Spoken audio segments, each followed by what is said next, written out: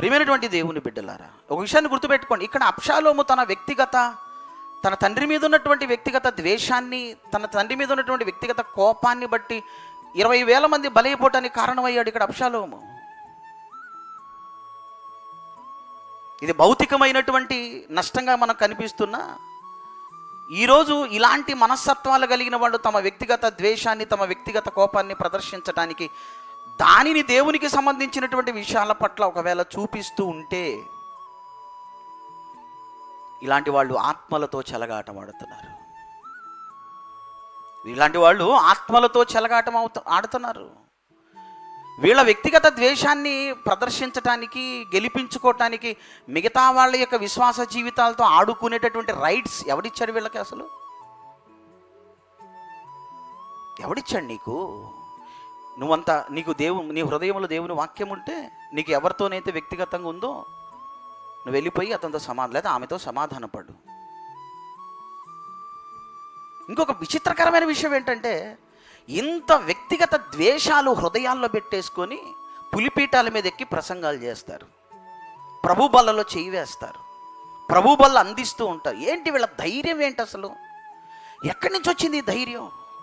అంటే దేవుడు ఏం చేయడనా? అంటే దేవుడు చూస్తూ ఊరుకుంటాడనా?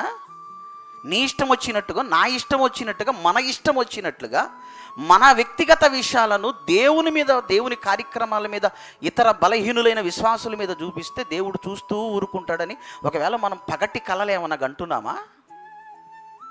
మీరు చెప్పండి, ఊరుకుంటాడా దేవుడు? నువ్వు ఎవడివి అసలు?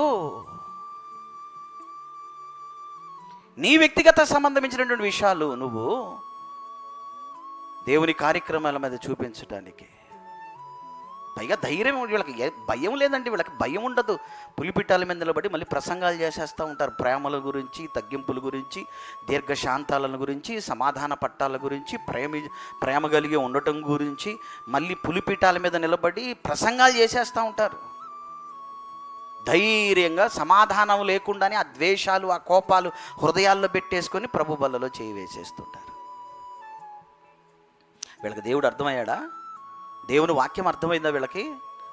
అసలు దేవుడు అర్థమై, దేవుని వాక్యం అర్థమైతే ఇలా ప్రవర్తిస్తారా? ఇలాంటి పనులు చేస్తారా? తమ వ్యక్తిగత విషయాలను, తమ వ్యక్తిగత ద్వేషాలను దేవునికి సంబంధించిన వాటి మీద రుద్దుతారా? ఇలాంటి వాళ్ళకి దేవుడు అర్థం కాలేదు. ఇలాంటి వాళ్ళకి దేవుని వాక్యం యొక్క విలువ అర్థం కాలేదు. ఇలాంటి వాళ్ళకి ఆత్మల యొక్క విలువ అర్థం కాలేదు. అందుకే చాలా ఈజీగా తమ వ్యక్తిగత విషయాలను బట్టి ఇతర యొక్క ఆత్మీయ జీవితాలతో చెలగాటం ఆడుతూ ఉంటారు. వీళ్ళు దేవుని ఎరిగిన వారు కాదు, వీళ్ళు దేవుని వాక్యం ఎరిగిన వాళ్ళు కాదు.